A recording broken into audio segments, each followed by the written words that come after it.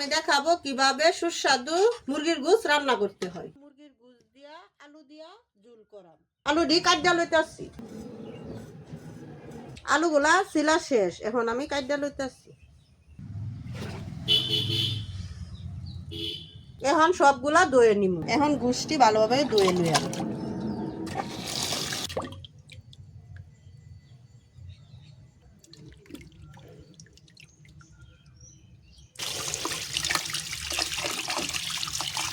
এখন আমি আলুটি ধুয়ে লইয়াম।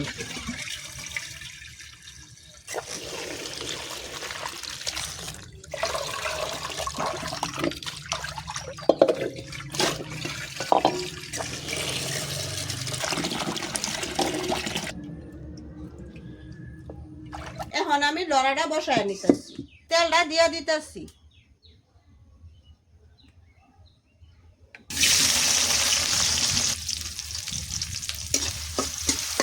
এখন আমার পেস্টটা বাদ হয়ে গেছে, এখন দিয়া দিব হালকা একটু পানি। দিয়া দিতেছি গরম মশলার গুঁড়া, দিয়া দিতেছি মরিচের গুঁড়া 1 চামচ, হলুদের গুঁড়া 1 চামচ, ধনিয়ার গুঁড়া 1 চামচ, আদা বাটা পরিমাপ মতো, রসুন বাটা পরিমাপ মতো, দিয়া দিতেছি লবণ পরিমাপ মতো। এখন আমি সুন্দর করে মশলাটা কষায় নিই।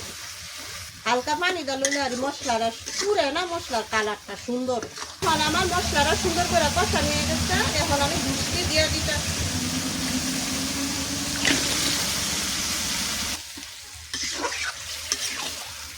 কষানির জন্য ডাকিয়ে দিতে একটু লাড়া দিয়া দেখে নিই।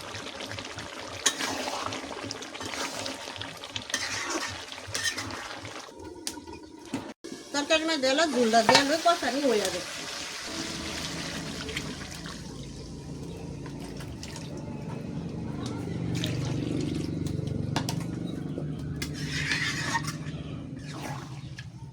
তরকারিটা ডাইকে দিতে, তরকারিটা আমার হয়ে গেছে, লাড়া দিয়ে নামায় দেয়।